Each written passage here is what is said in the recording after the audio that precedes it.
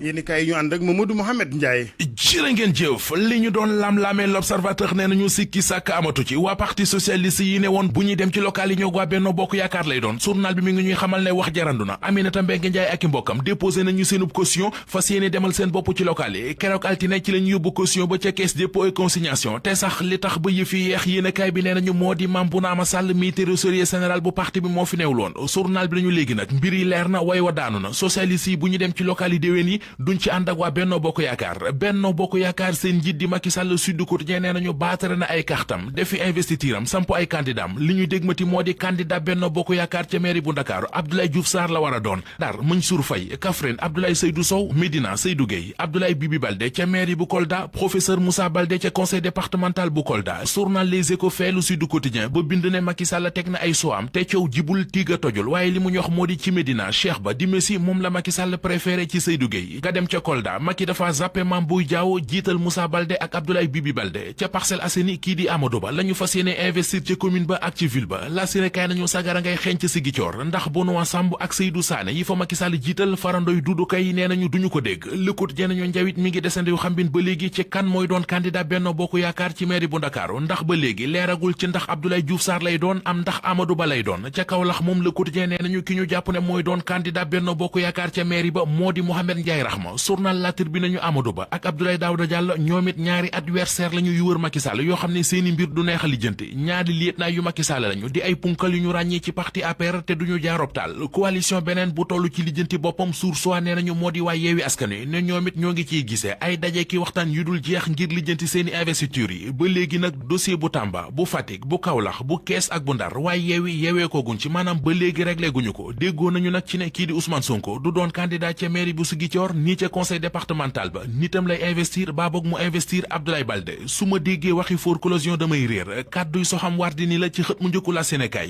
commune bu Warxoox journal Source A ne nañu tànn nañu seenub candidat ubbil yéenekaay bi honorable député Yoro Sow mi maire bu Warxoox la gaañi ne duñu ko bàyyi duñu tàggoo ak moom dañuy dem ak moom ba xoox ca Warxoox yéenekaay bi nañu lu toll ci juróom-ñaar fukki chef de village ay association ay groupement féminin ndawi dëkk ba ak waa Benno Bokk Yaakaar ca commune ba mu di waa APR di waa parti socialiste di waa FDP waa URD waa LD ba ci waa LDR yeesal ñoom ñëpp ànd déggoo ci tànn Yoro Sow investir ko ngir joxaat ko beneen mandat ca boppu mairie ba lan la góor gi di Abdoulaye Wade làq ni candidat ca mairie bu Ndakaaru laaj la bu journal Vox Populi xëy samp ci xëtamu njëkk ba di ñu xibaar ne ci lu yàggatul dara Abdoulaye Wade dina ñibbi si Ndakaaru ngir doxal campagne bu waa Wallu yéenekaay bi nañu li ko leer moo di tànneefu candidat bi ci mairie bu Ndakaaru nar naa jur ci géew politique bi ay rëg-rëg yu dul jeex mbër mi di rëg-rëg moom la sunu lambu xëyee waa ji dóoroon Bombardier mu daanu ca MMA ba di Pudzianowski rëg-rëg nee na moom la soxla bu ñu ko joxee contrat bi day gëmm siñu ko te bu jàppee waa ji da koy coob ci 3 minutes la koy defal bagage. NCA Assurance, Savon de Marseille Alphée,